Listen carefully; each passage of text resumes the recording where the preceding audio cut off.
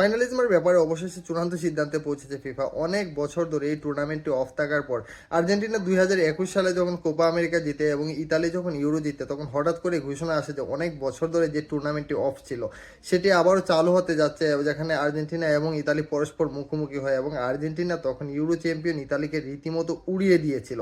ওই ম্যাচের মাধ্যমে তার বিশ্বকাপের জন্য হিউজ লেভেলের একটা কনফিডেন্স বুস্ট পেয়েছিল। তো এবার ফাইনালিজমা হবে কিনা সেটা নিয়ে অনেক বেশি কনফিউশন ছিল, ধোঁয়াশা ছিল, কোনো নিশ্চয়তা আসছিল না। তবে অ্যাট লাস্ট এ নিয়ে নিশ্চয়তা পাওয়া গেছে।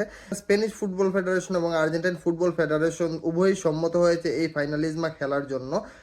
যদিও ডেট এখনো পর্যন্ত নিশ্চিত নয়, তবে মার্চের 26 তারিখ থেকে 31 তারিখের মধ্যে এই ম্যাচটি হতে পারে 2026 সালে। যেখানে সম্ভাব্য স্টেডিয়াম এখনো পর্যন্ত নিশ্চিত হওয়া যায়নি, সেটা আর্জেন্টিনাতে হতে পারে। কাতারে এবং সৌদি থেকে ওই হিউজ লেভেলের লোভনীয় অফার দেওয়া হচ্ছে দুটি ফুটবল ফেডারেশনকে এই ম্যাচটি তাদের ভেন্যুতে আয়োজন করার জন্য।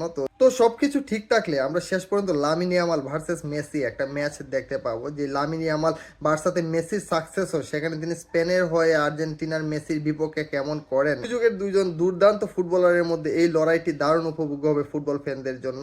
এই ম্যাচটা নিয়ে আপনি কতটা এক্সাইটেড এবং ইয়ামাল ভার্সেস মেসির এই লড়াই দেখার জন্য আপনি কতটা তৎপর হয়ে আছেন, অবশ্যই সেটা কমেন্ট বক্সে জানাবেন।